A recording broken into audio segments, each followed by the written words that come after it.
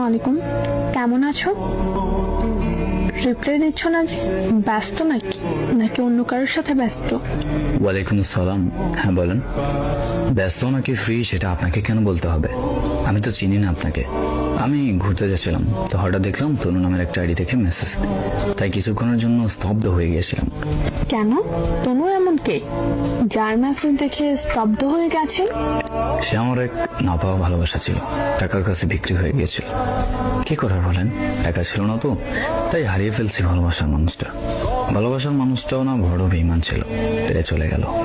অনেক ভালোবাসতেন নাকি তারে? বাসা দিয়ে বোঝানোর ক্ষমতা নেই আমার।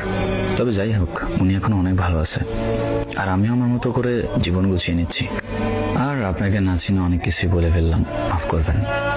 আসলে আবেগ ধরে রাখা যায় না তো, তাই দুঃখিত। বাই। শুনুন শুনুন, আপনার অসম্ভব ভালোবাসার মানুষটা আমি নিজেই, আমি তনু। আপনি মজা করেন নাকি? তনু মানে? ও তো শুনেছি বিয়ে হয়ে গেছে, আর অনেক আগে।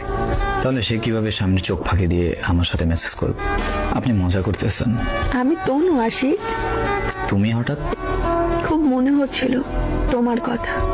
ও আচ্ছা, হঠাৎ আমার কথা মনে পড়ার বিশেষ কোনো কারণ? না, কোনো কারণ না, এমনি মেসেজ দিয়েছি। তুমি তো কারণ ছাড়া আসলে কিছুই করো না। তোমার ডাক্তার স্বামী কই? ব্রেকআপ। ব্রেকআপ নাকি ডিভোর্স? বিয়ে করিনি আমরা। তুমি যেন আমাদের মাঝে কখনো না আসো, সেজন্য ফ্রেন্ডের মাধ্যমে তোমায় মিথ্যে জানিয়েছি। বাহ, ভালো তো। আমি গিয়েছি কখনো আপনাদের মাঝে? না। ব্রেকআপ হওয়ার কারণ? ও একটা শরীর লোভী, আরো কয়েকটা মেয়ের সাথে ওর সম্পর্ক।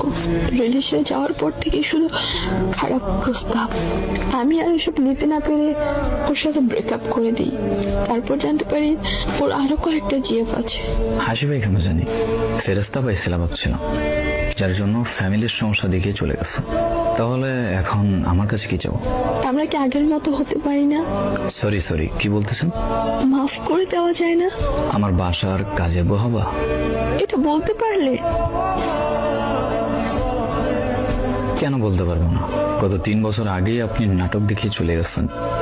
আজ আমার অর্থ সম্পদ হওয়ার পর এখন আপনি আপনার ভুল বুঝছেন। আসলে আপনি টাকার কাছে বিক্রি হয়ে যাওয়া একজন চরিত্রহীন মেয়ে, তখনও টাকার কাছে বিক্রি হয়েছিলেন।